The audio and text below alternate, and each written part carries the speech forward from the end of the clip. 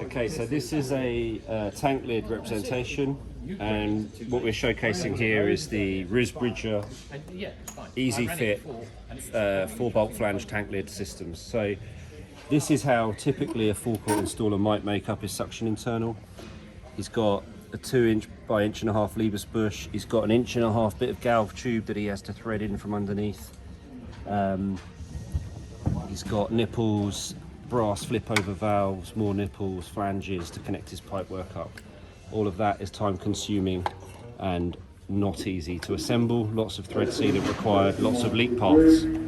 Over here is the alternative RIS Bridger version, which is a much more simplified solution.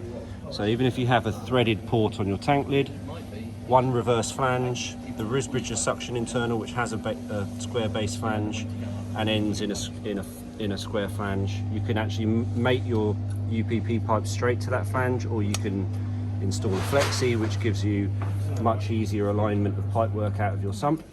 The other benefit of these RIS Bridger fittings is that they rotate 360 degrees until you tighten down these 4 bolts. Once you've tightened the bolts down, it doesn't move and it becomes completely sealed, but it means to easily align out of your tank chamber, these are a no-brainer.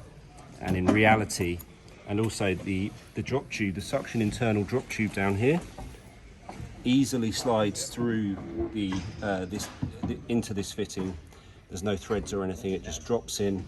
There's an O-ring seal, and then you mount the fitting on top. So, and these are made of aluminium, they're lightweight, easy to cut, easy to assemble, so much easier than galvanized steel.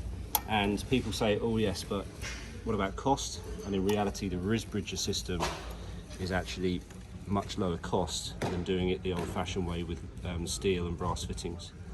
Finally, the RIS Bridger system is E10 compatible, whereas brass is not recommended for use with over E5, so not really E10 compatible.